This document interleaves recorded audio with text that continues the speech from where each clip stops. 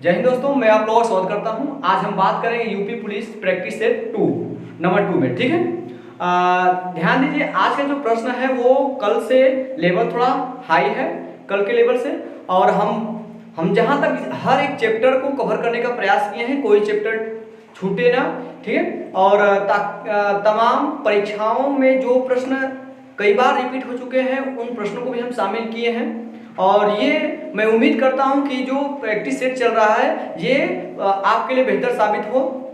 और अगर आप पर डे इस क्लास को अगर अटेंड कर रहे हैं तो इस बात का विश्वास करिए, आपको जरूर यहाँ से 2-4 क्वेश्चन जो है हूबहू देखने को मिल सकता है। ठीक है, चलिए हम समय बर्बाद ना करके हम डायरेक्ट प्रश्न पर आते हैं। क्योंकि आप लोगों के पास और हमारे पास समय बहुत कम है, क्योंकि परीक्षा का समय बहुत नज़दीक है, इसलिए आप ज़्यादा कम समय में ज़्यादा से ज़्यादा जो है मैटर कलेक्ट करने का प्रयास करिए। ठीक है, और ज़्यादातर हिंदी भी आप लोग तैयार करते रहिएगा ताकि वो भी अपने आप में जो थोड़ा महत्वपूर्ण है। और मैथ ज़्यादा बच्चों को समस्या खड़ी करता है वो, तो इसीलिए आपको थोड़ा सा मैथ पे विशेष ध्यान देना होगा। लेकिन हिंदी थोड़ा सा और इससे विशेष ध्यान दें, क्योंकि हिंदी जो है, हिंदी के प्रश्न से आपको स्कोर अच्छा खासा हो सकता है, क्योंकि हिंदी का ज़्यादा प्रश्न देखने को मिलता है इस मैथ। ठीक है, चलिएगा हम लोग स्टार्ट करते हैं। पहला प्रश्न दिया गया है नंबर सिस्टम से। पहला प्रश्न मैं लिया हूं और पर डे क्लास में पहला क्वेश्चन जो है नंबर सिस्टम से ही होगा।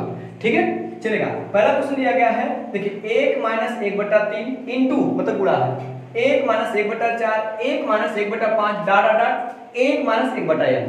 इसका वैल्यू क्या होगा आपको बताना है। आपके सामने 4 ऑप्शन है। ठीक है, इसमें थोड़ा भी आपको दिमाग लगाने की आवश्यकता है नहीं। करना क्या है, देखिए इसको हल करेंगे। 3 1 कम 3, 3 में से 1 कम कीजिए, आएगा 2/3। कोई दिक्कत नहीं है, गुणा कर लीजिए। फिर 4 1 कम 4, 4 में से कम करेंगे तो 3 नीचे 4 रहेगा। इसी प्रकार 5 से कम 5, 5 से 1 कम करिए, कितना है 4, 4 बटा कितना होगा 5। इसी प्रकार चलते रहेगा। देखिए n 1 कम n में से कम करेंगे n - 1, नीचे बच जाएगा n। अच्छा देख रहे हैं, पहले वाले का ऊपर वाला बच रहा है। देखिए ये इससे कट जाएगा, ये वाला इससे कट जाएगा, ये 5 इससे कटेगा। इसका मतलब ये n - 1 इधर कहीं n - 1 नीचे हो, ये n - 1 में से कटेगा। ऊपर का बच जाएगा 2 और नीचे का बच जाएगा आपका आंसर, क्योंकि गुणा करना है, सीधे 2/n इसका आंसर हो जाएगा। ठीक है, ये विकल्प नंबर 2 इसका सही हो जाएगा। ठीक है, आपको समझ आ रहा, दिक्कत तो नहीं हो रही।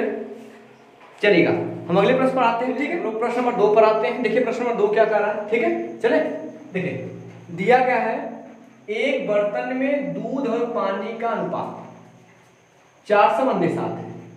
यदि 25 लीटर पानी मिलाया जाता है, क्या मिलाया जा रहा है, पानी मिलाया जा रहा है, तो मिश्रण में दूध और पानी का अनुपात 6:13 हो जाता है। ठीक है, मिश्रण की प्रारंभिक मात्रा लीटर में ज्ञात कीजिए। क्या कहें, लीटर में ज्ञात कीजिए। चलेगा, हम क्या करते हैं, पहले दिया गया है, यहाँ पे दूध लिखिए आप, यहाँ पे लिखिए पानी। ठीक है, तो पहले जो एक बर्तन इसमें दूध और पानी का अनुपात दिया 4:7। यहाँ तक क्लियर, 4 दिया गया 7। यदि 25 लीटर पानी मिलाया जा रहा है, क्या मिलाया जा रहा है, पानी। इसमें हम 25 लीटर पानी मिला दिए, क्या मिले 25 लीटर मैंने पानी मिला दिया।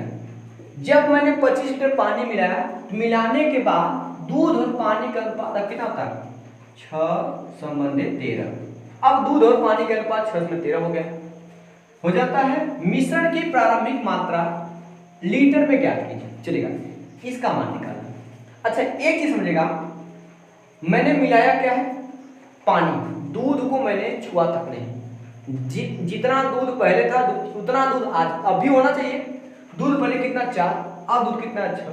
ये क्योंकि दूध को तो मैंने कुछ नहीं किया, केवल पानी की मात्रा को मैंने घटाया बढ़ाया। दूध की जो दूध का रेशियो या दूध का जो मान है वो सेम होना चाहिए। दूध यहाँ 4 यहाँ 6, ये कैसे है, इसको सेम करेंगे। अच्छा इसको सेम करने के लिए अब क्या करें, इन सब का लसन लेंगे। 6 4 का लसन 12 होता है, इसे दोनों को 12 बना लीजिए आप।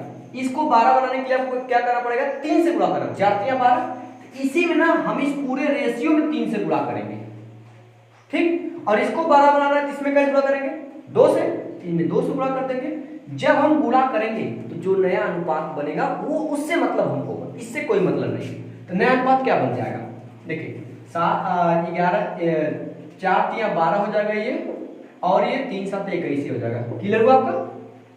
इधर देखिए 2 6 12 ये हो जाएगा और 13 26 ये हो जाएगा। अब इससे कोई मतलब नहीं। तो एक ये आपका पानी है, ये आपका क्या है, दूध है। तो पानी को मैंने बढ़ा है, पानी को 21 था, 21 कितना बढ़ा, 26 हो गया, बढ़ा कितना 5, जबकि इसी 5 यूनिट 5 का वैल्यू दिया गया, कितना बढ़ाया गया 25 लीटर। 5 का मान 25 लीटर दिया गया, 1 का मान कितना आएगा आपका 5 25 25, एक यूनिट का मान 5 लीटर आ गया।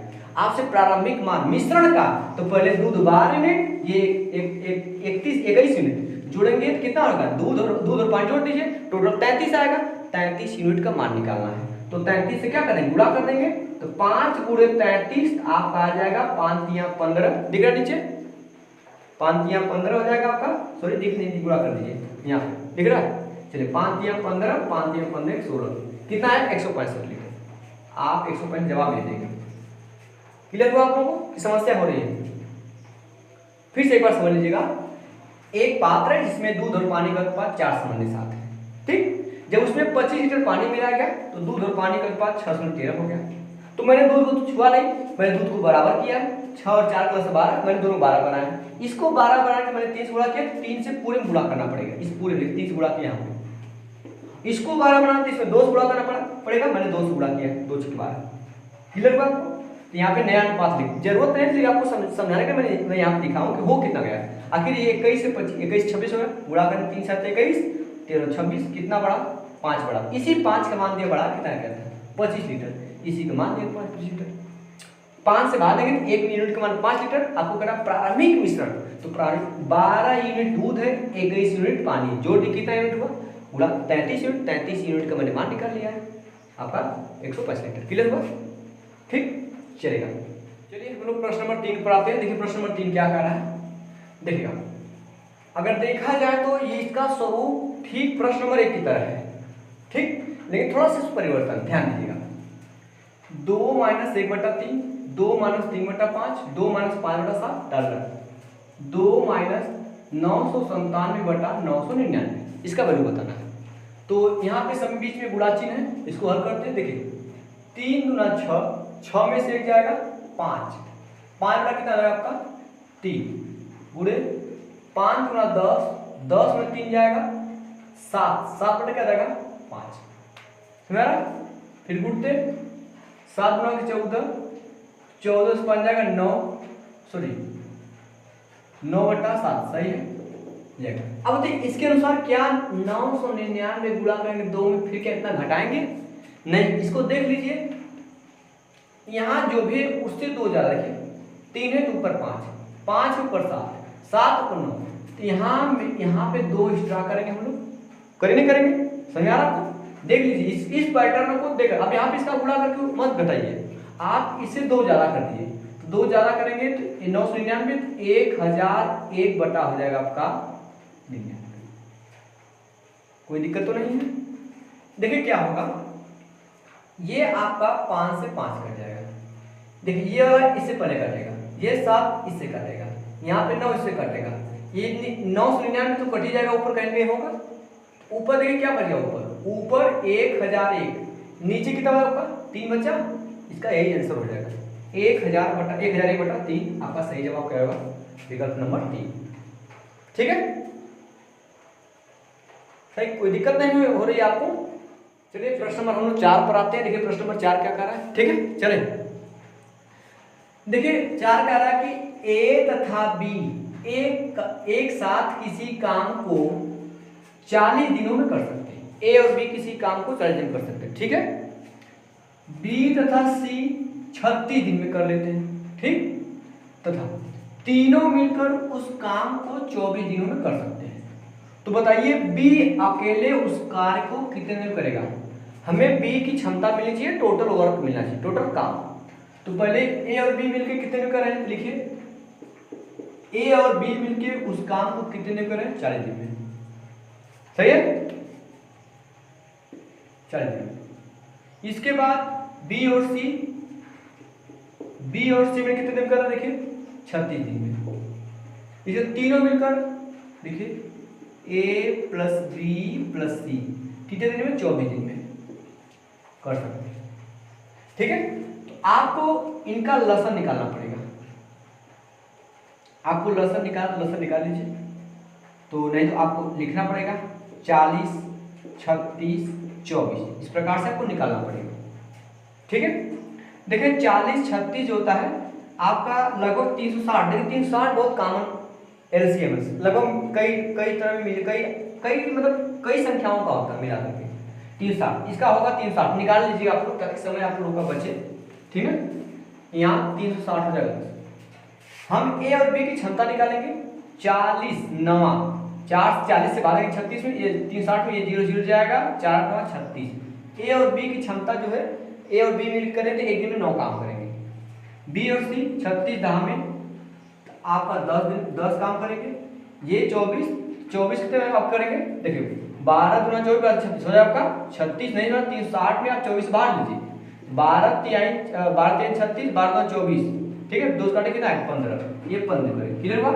चलिए ध्यान दीजिएगा, अब हमको पता, जब तक हमको बी की क्षमता नहीं मिलेगा नहीं कर पाएंगे, तो करना क्या, देखिए आप ए बी और बी सी जोड़ दीजिए, ए बी और बी सी जोड़ेंगे तो देखिए A B plus B C ऐसे होगा, ए बी और B C, A plus B, B plus C, इन दोनों को मिला देंगे आप, तो काम कितना रहेगा 10 9 19 काम हो जाएगा। ये कितने में देखिएगा, इसमें ए बी और सी को साथ में कर लीजिए, ए प्लस बी और सी को साथ में कर लीजिए, बी को बाद में कर दीजिए, ये आपका 19 होगा। A plus B plus C का मान पता है कितना बेटा 15, ए और B plus A B C मिलकर 15 यूनिट काम करते होंगे, ए 15 यूनिट काम करता होगा तो बी, क्योंकि ए बी सी फिर बी, तो बी ये इनका काम 15 हो गया, तो बी का काम कितना होगा 19 के बराबर होगा, तो बी का काम 4 होगा तभी तो 19 के बराबर होगा, मतलब बी की क्षमता क्या है 4 है, तो बी 4 के हिसाब से मतलब एक में 4 यूनिट काम करेगा या 4 काम करेगा, तो टोटल 36 360 काम करना है, तो भाई 4 एक में 4 काम करेगा, तो 360 काम करवाना, 4 से डिवाइड कर दीजिए, 4 9 36, अर्थात कितने में काम होगा 90 दिन में। सही जवाब क्या रहेगा, विकल्प नंबर 2। ठीक है, थोड़ा सा अगर यदि आप पहले से पढ़े होंगे कार्य में समय, तो थोड़ा सा समस्या नहीं हो रही होगी, तो समस्या हो रही है आप लोगों को। ठीक है, चलेगा, आगे चलते हैं लोग। चलिए प्रश्न नंबर 5 पर हम आते हैं। ठीक है, एक बार आप लोग ट्राई कीजिए, तब तक मैं थोड़ा सा पानी पी लूँ, गर्मी बहुत है आज।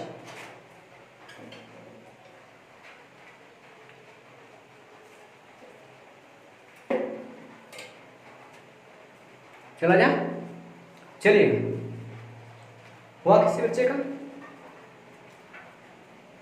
चले चल देखते हैं। कह रहा है कि 127 पे पावर 127, ठीक है, और 97 पे पावर 127 तथा 127 पे पावर 97 प्लस 97 पे पावर 97 का उभयनिष्ठ गुणनखंड क्या होगा। ठीक, अच्छा सबसे पहले इसका गुणनखंड ज्ञात करने के लिए आपको थोड़ा सा एक कंसेप्ट आपका क्लियर होना चाहिए। a पे पावर n प्लस b पे पावर n, यदि इस रूप की कोई संख्या है जहां पे n विषम संख्या, क्योंकि यहाँ पे ऑलरेडी विषम संख्या है, जहां पे n क्या विषम संख्या, तो वो संख्या क्या होती है, वो संख्या a प्लस b से कट जाती है। मैंने आपको बताया था जस्ट 3 दिन पहले मैंने इसका क्लास लिया है शेषफल का, याद रखिएगा। तो इसका जैसे एक उदाहरण, जैसे a पे पावर 3 प्लस b पावर 3, ये किसे ये संख्या किससे कटने वाली है, ये संख्या a प्लस b से क्या कट जाएगी। अब यहाँ पे कोई नंबर हो सकता है, यहाँ पे कोई नंबर हो सकता है, इसी कंसेप्ट बेस ये है। ठीक है, चलेगा। जब कोई संख्या a पे पावर n प्लस b पे पावर n के रूप की होती है तो संख्या किससे कटती है, जब n विषम होगा तब a प्लस b से कट जाती है संख्या। इसका कटने का मतलब कि ये चीज इसका एक गुणनखंड होता है, एक अंश होता है। a प्लस बी से कटने का मतलब क्या हो, इसका एक गुणनखंड a प्लस बी, तभी तो कट रहा है। ठीक है, इससे 8 2 से कटता है, इसका मतलब क्या 2 8 का एक गुणनखंड है। समझ आप लोगों को। इसी प्रकार हम इसका निकालेंगे, तो ये देखिए विषम संख्या है, इनको जोड़ दीजिए, 7 7 14, 9 2 11, 12 को 2 हासिल 1 हासिल इसमें 2, मतलब इसका गुणनखंड 1 124। उसमें क्या हो रहा है उसमें देखते हम लोग, यहाँ देखिए आपको यहाँ भी विषम संख्या, घात संख्या कोई मतलब नहीं, अगर दोनों विषम है तब घात संख्या को लेना देना नहीं, केवल इस आधार से मतलब। यहाँ पे जोड़ेंगे 7 7 14 और 9 2 11, 1 12 हासिल 1 हासिल 2 क्या 24, दोनों में क्या है 124 आ रहा है, अर्थात दोनों का उभयनिष्ठ गुणनखंड क्या है 224। सही जवाब क्या हो गया आपका विकल्प नंबर 4। सर कितना प्रश्न आसान है, बस देखने में कितना डरावना सा लग रहा है। ठीक है, क्लियर हो, कोई दिक्कत नहीं है आप लोगों को, चलेगा आगे चलते हैं, ठीक है। चले प्रश्न नंबर 6 पर हम लोग आते हैं। देखिए प्रश्न नंबर 6 क्या है, अगला प्रश्न, निम्न में वह कौन सी संख्या है, निम्न में वो कौन सी संख्या है जिसमें 20 जोड़ने पर वह 18, 56, 42 से पूर्णतः विभाजित हो जाए। प्रश्न कॉमन है, लेकिन यहाँ पे ये मैं नहीं कहता कि ये प्रश्न आप नहीं कर पाएंगे, इस प्रश्न को आप कर सकते हैं, ऐसी बात नहीं है, आपको समय दे मिलेगा, आप इस प्रश्न को कर सकते हैं, लेकिन बस यहाँ पे आपको समय बचाना कि कैसे करना है। मैं यहाँ पे कुछ नई चीज नहीं बताऊंगा, मैं आपको केवल करने का तरीका बताऊंगा कि आप किस तरह से इस चीज को जल्दी से आप कर सकते हैं, बस इस चीज को सिखाऊंगा मैं। करने के लिए आप इस सवाल कर सकते हैं, ठीक है, लेकिन करना कैसे ये मैं आप लोगों को बताऊंगा। देखिए निम्न से वो कौन सी संख्या है जिसमें 20 जोड़ने पर वो संख्या 18, 56, 42 से कट जाएगी। 20 जोड़ने पर तो हम इसमें 20 जोड़ करके जो ऑप्शन दिया है 20 जोड़ के एक नया संख्या बनाते हैं, उसी को चेक करते हैं। 20 जोड़ेंगे तो हो जाएगा 524, इसमें 20 जोड़ेंगे तो हो जाएगा 504, इसमें 20 जोड़ेंगे तो 14, 20, 34, 534, इसमें 20 जोड़ेंगे 24 है, 20 जोड़ेंगे 44, 544, ये संख्या मिल गई। अब इन्हीं में चेक कर लीजिए आप, तो 18 में क्या 18 से करना चाहिए, 18 में कॉमन होने का मतलब 9 और 2, 9 2 18, अर्थात जो संख्या 18 से कटेगी वो संख्या 9 से भी कट जाएगी। तो 9 से विभाजिता का नियम आपको पता है, अंकों का योग 9 से क्या लेने कट जाइए। देखिए अंकों का योग कट रहा है, 4 2 6, 6 5 11, नहीं कट रहा है, ये ऑप्शन नहीं हो सकता, मतलब ये वाला, मतलब ये इधर देखना है, देखिए 5 4 9 ये हो सकता है, 4 3 7 7 5 12 नहीं हो सकता है, 4 4 8 8 5 13 नहीं हो सकता है, एक ही ऑप्शन मिल गया 484। बस आगे चेक करने की जरूरत है नहीं, है ही नहीं, क्योंकि और कोई संख्या तो 9 18 से कटेगी नहीं, तो सबसे कटना चाहिए ना, 18 कट गया, 18 तीन संख्या नहीं कट, एक ही कट रही है, ये वाली संख्या मतलब ये वाली कट रही है, बस आपको और चेक करने की जरूरत नहीं है, ये है सही है। अब सुनना है कैसे कैसे करना प्रश्न को, इस तरह से करना आप लोगों को, ठीक है। चलिए अगले प्रश्न में आते हैं। देखिए अगला प्रश्न क्या कर रहा है, अगला प्रश्न जो है चाल दूरी समय से है, काफी ठीक ठाक प्रश्न है, ठीक है। चलिएगा, ए और बी ने क्रमशः x से y और y से x, ठीक है, ए और बी दो बंदे हैं, एक बंदा x से दूसरा बंदा y से, x से y तरफ जा रहा है ए वाला, b वाला y से x की तरफ अपनी यात्रा शुरू की। एक दूसरे को पार करने के बाद, जैसे दोनों लोग मिले, उसके बाद पार करने के बाद ए और बी ने अपनी यात्रा के शेष हिस्से को क्रमशः 6 से 1/8 घंटे और 8 घंटे में पूरा किए। यदि बी की गति 28 किलोमीटर प्रति घंटा है तो ए की गति क्या है, ए की गति पूछ रहा है। अच्छा यहां से ए पॉइंट आपका x है और ए पॉइंट आपका y है, क्लियर हो रहा है। ए बंदा निकल रहा है यहां से, बी निकल रहा है यहां से, दोनों कहीं ना कहीं दूसरे मिलेंगे, मिलने के बाद ए वाला ए जा रहा है इधर, बी वाला इधर आ रहा है, मिलेंगे कहीं ना कहीं, मिलने के बाद ए को जाना इधर, अब ये जाएगा इधर और ये बी जाएंगे इधर, वही करा।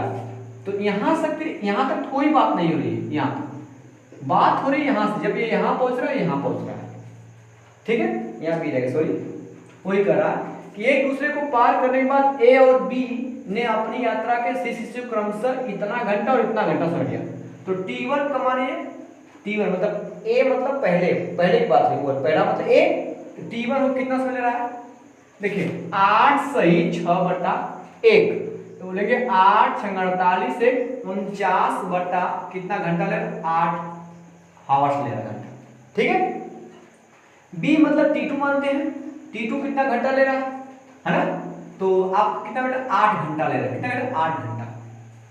यदि B की गति, B मतलब सेकंड वाले की गति मतलब स्पीड h2 मान दिया गया है 28 किलोमीटर प्रति घंटा दिया गया है, तो कह रहा है A की गति मतलब s1 ज्ञात करना है। इस केस में फार्मूला होता है s1 बटा s2 इज इक्वल टू मतलब रूट में T2 बटा T1, ये फार्मूला होता है। जब मिलने के बाद उन दोनों के चालों का अनुपात उनके समय के अनुपात के वर्गमूल के बराबर होता है, या उनके समय का अनुपात उनके चाल के अनुपात उनके चालों के वर्ग के अनुपात बराबर होता है, क्लियर हुआ।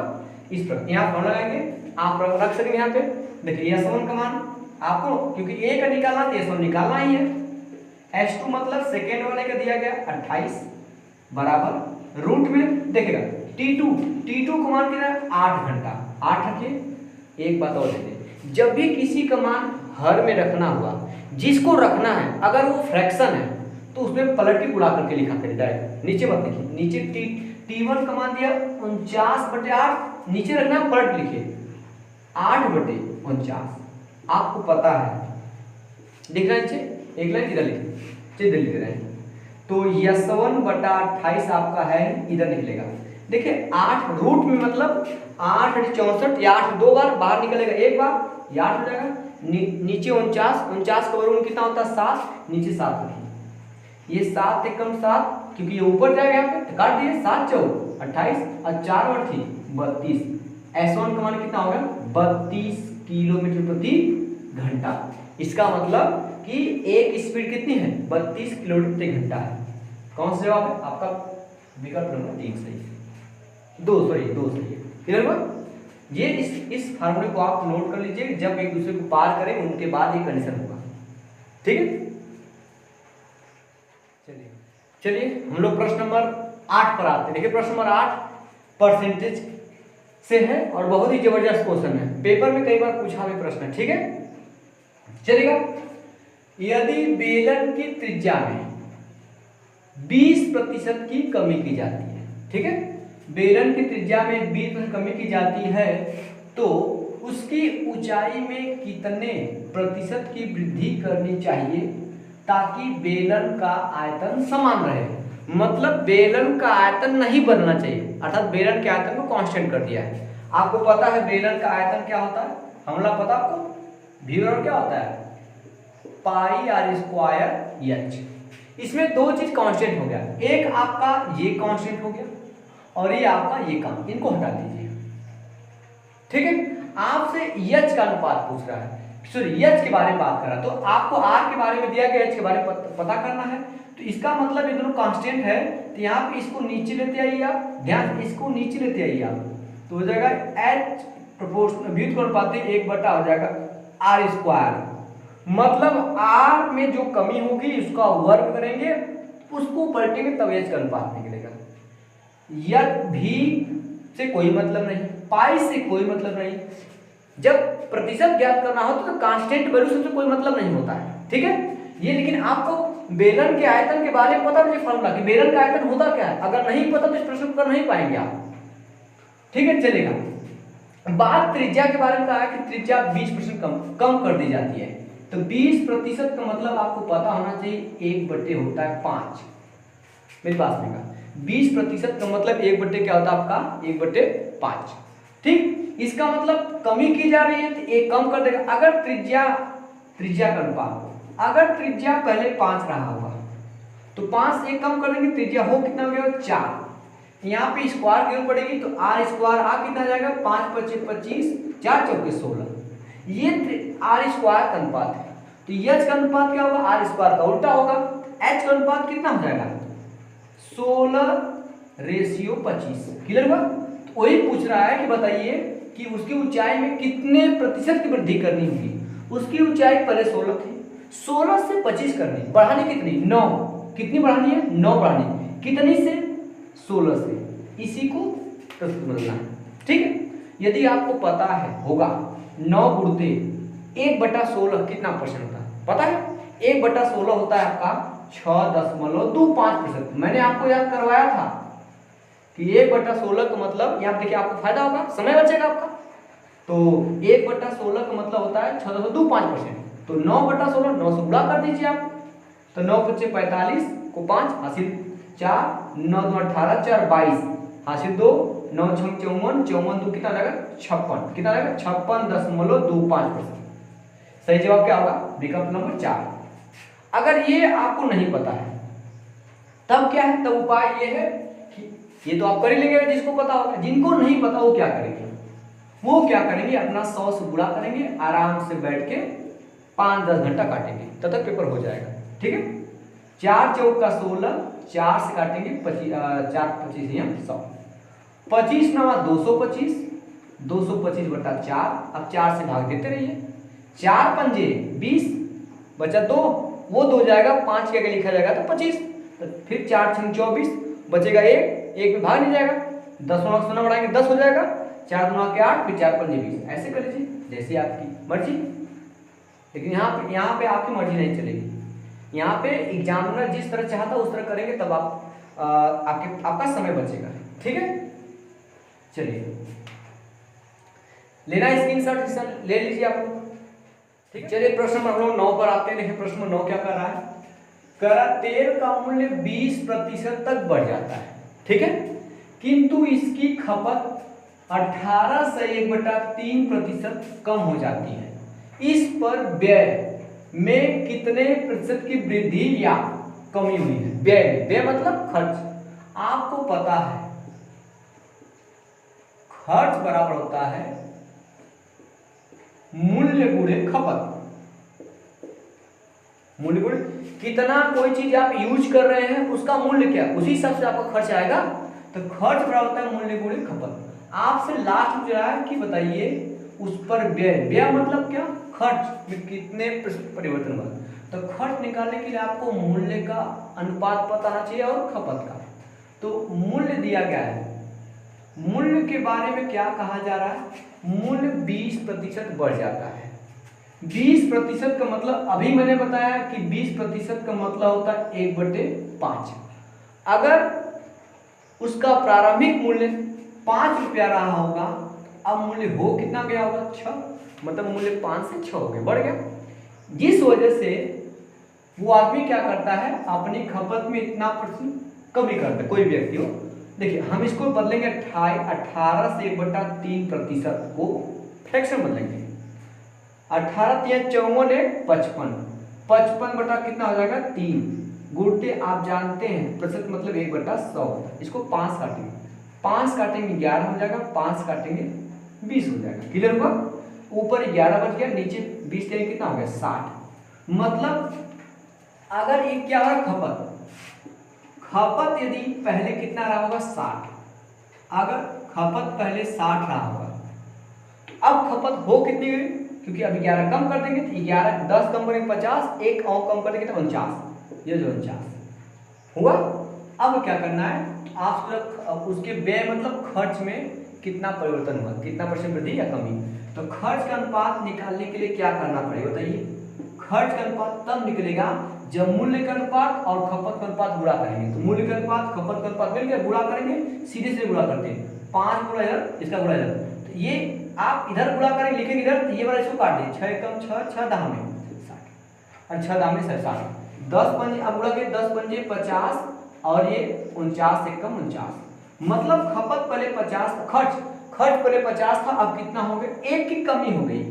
तो वृद्धि वाला ऑप्शन तो कट जाएगा आपका, कोई दिक्कत नहीं है। 1 की कमी हो गई कितना से 50 से, 1/50 कितना %, 2%। नहीं समझ आ रहा 200 से गुणा कर दीजिए, वही बात हो जाएगा। प्रतिशत बनाने के लिए 100 गुणा करते 100 गुणा कीजिए, 50 कम 50, 50 गुना 100, 2 कम 2, 2% की क्या होगी, कमी होगी। सही जवाब क्या आ जाएगा, विकल्प नंबर 4। ठीक है, समझ आ रहा आप लोगों को। चलिए हम प्रश्न नंबर 10 पर आते हैं। प्रश्न नंबर 10 क्या कर रहा है, एक आदमी अपने मासिक वेतन का 40% भोजन पर और बाकी का 1/3 परिवहन पर खर्च करता है, ठीक है। यदि वह प्रतिमाह 45 रुपया बचाता है तो उसका मासिक वेतन क्या कीजिए, चलेगा। पहले एक आदमी है, अपने मासिक वेतन का 40% भोजन पर खर्च कर दिया, तो 40% का मतलब होता है 2/5। समझा, 40/100 लिखेंगे, 100 को 40 को 20 से काटेंगे, 20 गुना 40, 20 पंजे 100, 2/5 लिखा गया। अगर शुरुआत में उसके पास 5 रुपया रहा, कितना रुपया, 5 रुपया रहा होगा, तो 2 रुपया खर्च किया होगा, तो बचा कितना होगा, 3 रुपया। हम बचत की, क्योंकि लास्ट में इतना रुपया बचत दिया, तो बचत पर हम लोग फोकस करेंगे, किस पर फोकस करेंगे, बचत। इसके बाद बाकी का 1/3 परिवहन पर, 1/3 मतलब 1/3, तो 3 में से 1 किस पर खर्च कर रहा है, परिवहन पर। बचा कितना, तो 3 रुपये उसके पास रहा होगा, तो अब 2 रुपये बचा होगा, खर्च कर दिया। अब ये भी क्या है, ये भी बचत है, हम बचत पर फोकस कर रहे हैं, ठीक है, लास्ट में बचत वाला है। और यदि वो प्रतिमाह 45 रुपये बचाता है तो उसका मासिक वेतन क्या चलेगा। हम क्या करेंगे, इनका गुणा कर देंगे, ये 3 से 3 कट जाएगा, ये बचेगा 5, ये बचेगा 2। उसके पास मतलब टोटल धनराशि पहले रहेगी 5 यूनिट, लास्ट में बची 2 यूनिट। इसी 2 यूनिट का मान दिया गया है, इसी 2 यूनिट का मान दिया गया है 4500 रुपया। 1 यूनिट का मान कितना आएगा, 2 से भाग करेंगे तो 4500 का आधा कितना 2250। ठीक है, ये हो गया भाई। आपको निकालना कितना उसका मासिक वेतन, मतलब 5 यूनिट का मान निकालना। 5 गुणा कर दीजिए आप, तो 5 शून्य शून्य 5 × 25 को 5 हासिल 2, 5 × 10 2 12 हासिल 1, 5 × 10 11, 11,250 रुपये। सही है क्या, विकल्प नंबर पहला वाला। ठीक है, दिक्कत तो नहीं है, प्रैक्टिस से ठीक ठाक चल रहा है, ज़्यादा हार्ड भी नहीं ना ज़्यादा आसान है। ठीक है, लेवल पे चल रहा है। चलिए हम चलिए आज के लिए इतना है। ठीक है, और अब हम लोग अगले दिन मिलेंगे प्रैक्टिस सेट 3 में। ठीक है, और मैं और अच्छे लेवल का प्रश्न लेकर के आऊँगा। ठीक है ना, आज के लिए इतना ही, धन्यवाद। ठीक है।